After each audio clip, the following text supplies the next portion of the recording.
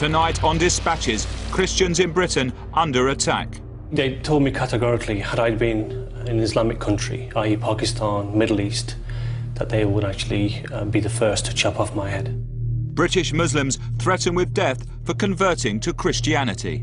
These young men nearly killed your brother. They nearly kicked him to death.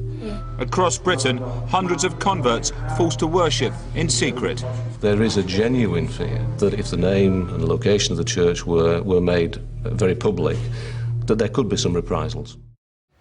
11:30 this morning, police cars arrive in convoy on an unremarkable street in the Manningham area of Bradford. The second vehicle is Nissa Hussein's. He's first rendezvoused with the armed officers at a nearby police station. He says he's been told there's a real threat to his and his family's safety. Under police orders, the family are forced to wait in their car. The officers, carrying handguns, enter the family home. They're there for 5 minutes. Well, the armed police have just emerged from Nissa Hussein's house. We understand, ostensibly, they've checked whether it's safe for him and his family to go back in. These are extraordinary scenes on a suburban street in broad daylight in Bradford. Nothing has prepared us, myself and my family, for this, actually. Although we're extremely grateful to the armed police for the escort and the safeguarding measures they put in place, I could never have imagined in my wildest dreams that it would ever come to this, actually. And I'm going to back that thing in here now. For Nissa Hussein, today is the end point of what he says is an 8-year ordeal for his family after converting from Islam to Christianity.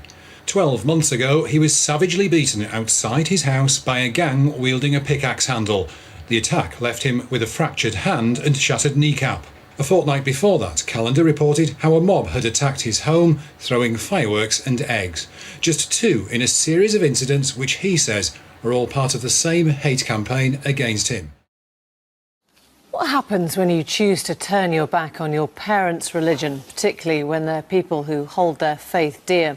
We often focus on those converting, but what about those who leave? Apostates, as they're known, can face discrimination. In extreme cases, they're punished by families. Newsnight spoke to 3 people from devout Islamic backgrounds who've lost their faith.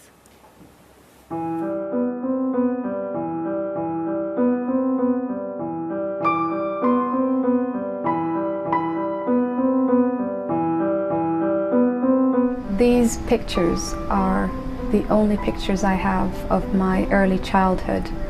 They were taken before my mother became observant, and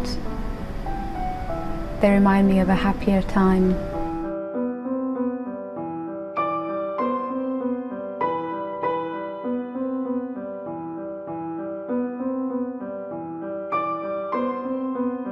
When you have to lie as much as you do, it's like when you're not a believer amongst the believers. It's really, it just drains you. It drains you in every single way possible.